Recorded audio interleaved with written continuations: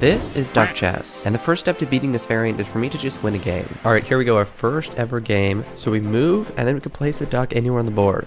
And this is basically just normal chess, except after every move you make, you place this duck on any open square, blocking all pieces from moving to that square or past the duck. And our only goal for this game is just to win. That is our only mission. And now we're going to go here, so he can't move out his bishop, and he can't move out his queen either. And the reason why this is the most hated chess variant in the world is because the only purpose of this game is to annoy your opponent as much as possible by blocking their pieces.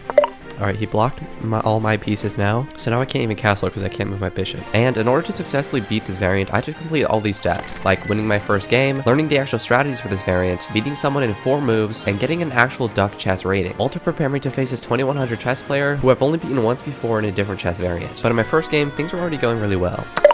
Okay, I don't know what that move is about. He just gives me a free knight here. He offered a draw as well. We are not going to accept that because we need to win this game. Then we're just going to go here. And my opponent just disconnected, it says. So I think he just gave up on life and liberty and all pursuit of happiness. Alright, easy victory. Our first game we actually won. That was like the greatest miracle of 2025. I had already completed the first step of winning a game, and I thought I was actually pretty good at this variant. But now I was playing against someone who said they had played this variant before in real life. I don't even know how that's possible, but I was about to be severely humbled. I think he actually knows what he's doing, so we kind of got to be careful here. Even though I had won that first game, I still kind of had no idea what I was doing. Now, I don't know any pro level strategy for this game, but in order to win, you have to capture your opponent's king, and that's all I know. The problem was, this guy was 1521 with a question mark, which meant he hadn't played enough games to get an official rating, so I thought I still had a good chance of winning. But it wasn't long until I realized that I was slightly to severely delusional. I think we're already off to not a good start because he could just take the knight and place the duck here, so I have to take with the pawn. And my entire structure here will be ruined. Yeah, that's not what we want in our lives. And he was also doing a good job of making me unhappy about my life. He keeps on blocking this bishop. This is the most annoying thing I've ever seen in my entire lifetime. My opponent was doing a great job of making sure my light squared bishop was trapped back here forever, since every move he would just block it with this duck piece. He keeps on placing the duck here every single turn, so this bishop is just stuck. It makes me want to slightly quit my life. But yeah, he does that every single move. Oh my goodness, bro. And although this was pretty annoying, I wasn't losing until this happened. Oh, he just took a pawn. Very cool. And this tactic he used of taking a defended piece but using the duck to block the defender was a tactic I had never seen before. I don't know how this guy is so good at this variant, but he is kind of destroying my life and liberty right now. And he actually continued to use this tactic to violently violate me the rest of the game. And since this guy radicalized me in every way possible, I resigned. But I decided to ask him to give me some pro wisdom, and he actually did. Yeah, he says not to go for like normal checkmates because those don't really work in this variant. And be careful about defending your pieces. Okay, because in normal chess, see, black would be able to take white's queen, but then white would just be able to recapture since the bishop defends it. But since this is duck chess, black can just capture the white queen, and then he can place the duck to block the defending piece.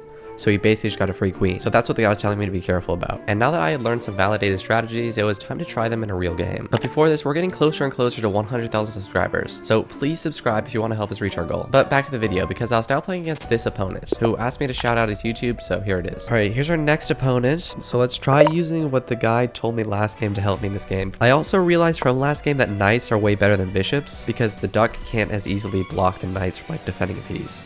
So we're going to try to trade off our bishops as soon as possible, but keep our knights alive. So I went here to block his pawn from moving, and he sacrificed his king.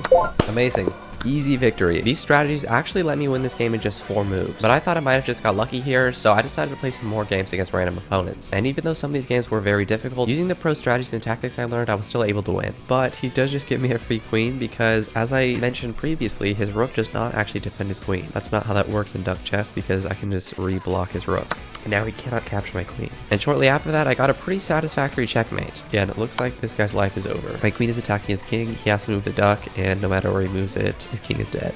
Alright, and there it is, the easy victory royale. And that was actually the most difficult of the games I played. The rest were very easy to win. And that's an easy victory, folks. 5 billion IQ. You gotta have high IQ to play this game. Alright, and just like that, his king is dead. And finally, I was able to get rid of this question mark next to my rating and get an actual duck chess rating of 1539. So now that all the previous steps were completed, it was now time to face Eagle Andrew Chess, the 2200 rated chess player, in a duck chess match. But before I play him, this video is sponsored by Forge of Empires. And before you skip this part, I know you guys like strategy games since you enjoy chess, which Forge of Empires is kind of similar to. You get a city and you can expand and develop it from the Stone Age all the way to the Space Age. You gotta manage your city's resources and economy, and my favorite, you can build up an army to battle against other opponents and assert your dominance over over them. You can also play with your friends by creating or joining a guild, and this game already has over 130 million downloads, so you know it's a good game. It's also available on iOS or Android, or you can play it in your browser right now. They're constantly adding updates to keep the experience fresh, and if you use the link in the description, you'll get a bunch of these free rewards. I mean, come on, you can't say no to free stuff. They also have this welcome event where you'll receive even more free stuff, and it's a great way to level up for new players like you guys. It's literally free, so there's no reason not to get it. Download Forge of Empires by scanning the QR code on screen or by clicking the link in the description or pinned comment. Everybody say thank you to Forge of Empires for sponsoring us, but back to the video. Okay, here we go. The moment of truth versus Eagle Andrew chess. All my training has led up to this moment. Like always, this will be a best of 3 match, and I knew I needed to win this first game or I would stand no chance later on. Alright, we're gonna attack his knight. We're gonna start off aggressive. Remember, we learned earlier that knights are much better than bishops, so if we can get his knight off the board immediately, that would be really good. My strategy here of just attacking his knight surprisingly worked out really well. Now, we may have just won his knight if I'm not mistaken, since we blocked this square, so it can't move there, and it has to move to a square that one of my pawns is attacking. Alright, we do win his knight though, so this is very good for us. Go take here. I was somehow already up an entire knight in the first few moves of the game, but Eagle Andrew Chess is pretty good. You can check out his YouTube if you want, he does some cool challenges. But I knew that even though I was winning, this game still wouldn't be easy to win. Luckily though, the pro tactics I learned earlier were helping me a lot. Oh wait, he just took this pawn? But remember the strategy we learned earlier, this bishop does not defend that knight, because we could go here and then place the thing here. Very nice. Good tactic by us. Even though I was completely dominating here, I knew that I could blunder at any moment, so I had to definitely be careful. I don't want to try to go for anything too monumental here. I just kind of got to stay calm and slowly transvert my position into a winning position.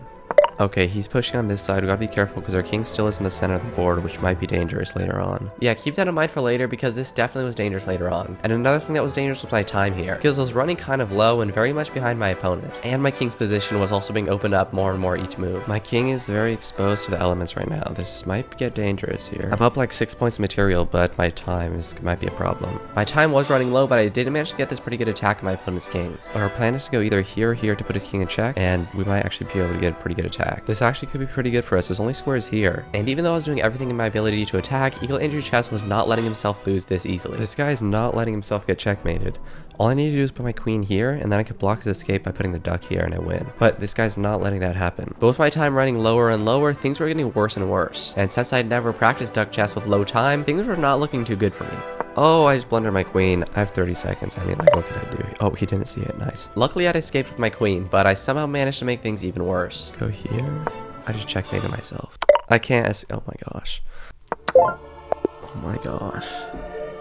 I was actually winning by over 6 points of material and had somehow managed to fumble that completely winning position. This made me severely depressed and I wanted to resign from life. But it was the best of 3 games, so as long as I focused in this next match, I would be able to win. I just had to lock in, and this would be the game I beat Eagle Andrew Chess. Even though I had violently lost to Eagle Andrew Chess, I count that first game as a moral victory for myself, so we're basically tied, we could say. And I still had gone from not knowing what I was doing to learning all these pro strategies and almost beating a 2100 rated player. So thanks again to Forge of Empires for sponsoring us. Download the game with the link in the description or use the QR code on the screen. And I'm telling you guys, if you guys like chess, you'll probably like Forge of Empires. And you won't even know unless you try. They're literally free, so go check them out.